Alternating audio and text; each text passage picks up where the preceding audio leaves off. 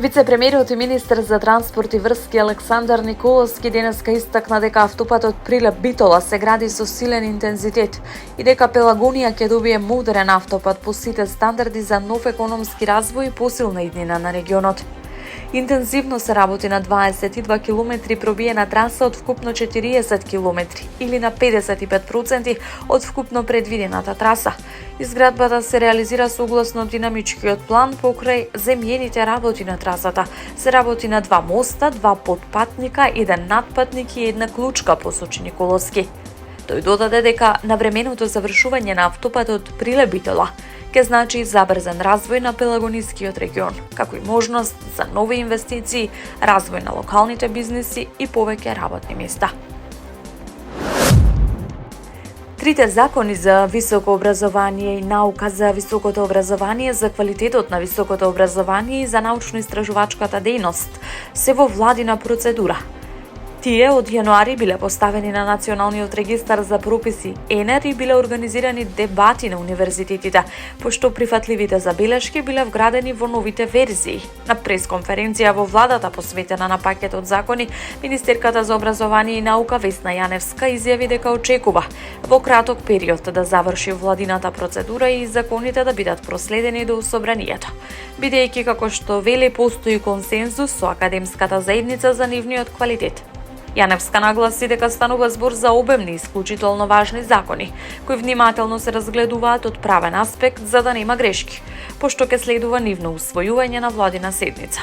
Јаневска истакна дека целиот процес трае година и половина, дека е целосно транспарентен со вклучени дебати на сите универзитети и прифаќање на конструктивните предлози од академската и научната заедница. Таа додаде дека во јавноста се појавиле дезинформации за законите, меѓу кои тврдења за нарушување на автономијата на универзитетите и укинување на вонредното студирање, кои според неа не се точни. Премиерот Христијан Мицкоски вели дека новите законски решенија се резултат на партнерство со академската заедница, дека имаат цел да го унапредат квалитетот на високото образование, да ги задржат младите во земјава и да создадат подобри услови за студирање и научна работа. Премиерот нагласи дека се воведува нов модел на финансирање на универзитетите, зголемена поддршка за науката и научните трудови, како и мерки за подобрување на позициите на македонските универзитети на меѓународните ранглисти, вклучително и Шангајската листа. Според него, буџетот за универзитетите изнесува 7,5 милиарди динари и е зголемен во однос на минатата година. Парични казни од над 19.000 евра се изречени од инспекцијските служби на Агенцијата за храна и ветеринарство во рамки на 1221-та вонредна контрола спроведена пред великденските празници, соопштуваат од институцијата. Во контролите биле уништени повеќе од 272 килограми небезбедна храна, најголем дел од животинско потекло, како и над 40 тони небезбедни јајца по потекло од соседна Србија, кои биле спречени да бидат прошверцувани и нештетно уништени на депонијата Дрисла. Од Агенцијата за храна и ветеринарство информираат дека по утврдените неправилности, меѓу кои храна со поминат рок, употреба на замрзнато месо во производи, како и несоодветно означување, се донесени 35 решенија за отстранување на недостатоците, изречени се 600 помени. Инспекцијските контроли опфатиле различни сегменти од синџирот на храна со цел спречување на продажба на небезбедни производи, нелегална трговија пред празниците. Утврдено е дека 7 објекти не биле регистрирани како оператори со храна, 3 немале спроведено задолжителни здравствени прегледи за вработените, додека кај 13 биле констатирани незадоволителни хигиенски и технички услови. Поради продолжените ризици од нарушување на снабдувањето со нафта и нафтени деривати, собранието денеска на пленарна седница го усвои предлогот да се одобри продолжување на рокот за постоење кризна состојба на територија на Македонија. Со одлуката која претходно доби поддршка и од Комисијата за одбрана и безбедност, кризната состојба се продолжува до 20 јули оваа година. Ке почне да се применува од 21 април 2026 по незиното објавување во службен весник.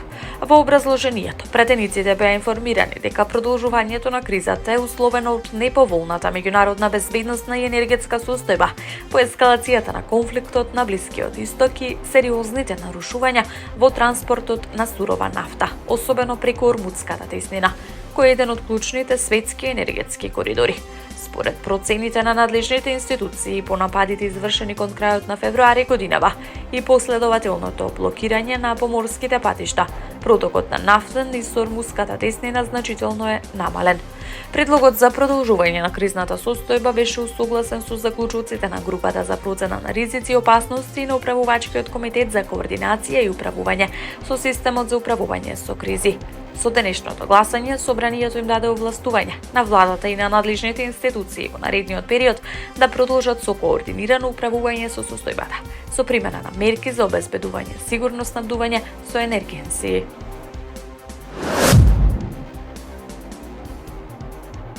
Преговорите меѓу Соединетите Американски држави и Иран бележат значителен напредок и се на прагот на можен историски договор, пренесува Ал Джезира, повикувајќи се на дипломатски извори. Како клучен фокус на разговорите се наведуваат нуклеарната програма на Иран и обидите за намалување на регионалните тензии. Според пакистански извори, размената на пораки меѓу Вашингтон и Техеран придонела за намалување на разликите што претходно ги блокирале преговорите. Дополнителен импулс на процесот дало и пристигнувањето на висока пакистанска делегација во Техеран, предводена од командантот на армијата Асим Мунир, која била примена од иранскиот министер за надворешни работи Абас Аракчи. Ал Джезира наведува дека се води интензивна дипломатија преку посредници, при што особено внимание се посветува на ограничувањето на збогатувањето на ураниум и на околу 440 килограми високо збогатен материјал. Се разгледуваат повеќе опции, вклучително негово префрлање во трети земји или разредување до пониско ниво. Според дипломатски извори, Пакистан би можел да одигра клучна улога како посредник во понатамошното приближување на ставовите, додека паралелно се спроведува дипломатска офанзива за стабилизирање на регионот и спречување на ескалација. Американскиот претседател Доналд Трамп изјави дека крајот на конфликтот е многу близо, додека Белата куќа оценува дека разговорите меѓу Пакистан се продуктивни и дека следната рунда би можела да се одржи во Исламабад.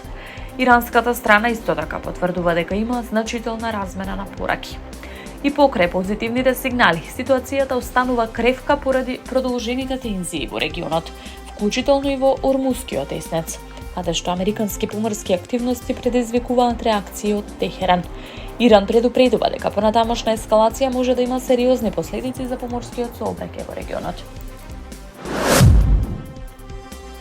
Украина се соочува со една од најтешките руски воздушни офанзиви оваа година, при што во ноќните и втринските напади врз Киев, Одеса, Днипро и други градови загинаа најмалку 16 лица, околу 100 се повредени. Најтешко погодени се стамбени цивилни објекти. Спасувачките екипи со часови интервенираат на повеќе локации, расчистувајќи урнатини и гаснејќи пожари. Во Киев, според украинските власти, загинале 4 лица, меѓу кои 12-годишно дете, а десетици се повредени. Нападите предизвикале сериозни оштетувања на стамбени згради, нови пожари кои продолжиле во утринските часови. Во Одеса, која повторно беше меѓу најпогодените градови, загинале 8 лица, 16 се повредени по удари на повеќе локации, вклучително и стамбени згради. Во Днипро бројот на загинати се искачи на 3 лица, додека дел од повредените се хоспитализирани. Украинските воздухопловни сили соопштија дека во периодот меѓу 15 и 16 април биле детектирани 703 воздушни цели, меѓу кои ракети и беспилотни летала. Според нивните податоци, најголем дел од нив биле соборени или електронски неутрализирани. Сепак дел од проектилите погодиле 26 локации на земјата. Претседателот Володимир Зеленски оцени дека нападот е доказ дека Русија продолжува со масовни удари врз цивилни цели. Побара за брзана испорака на системи за противвоздушна одбрана, вклучително и Патриот, како и дополнителна меѓународна поддршка. Нападот доаѓа во период на засилени воздушни офанзиви, при што последните извештаи укажуваат на ескалација на нападите врз украинските градови и с голем број на цивилни жртви.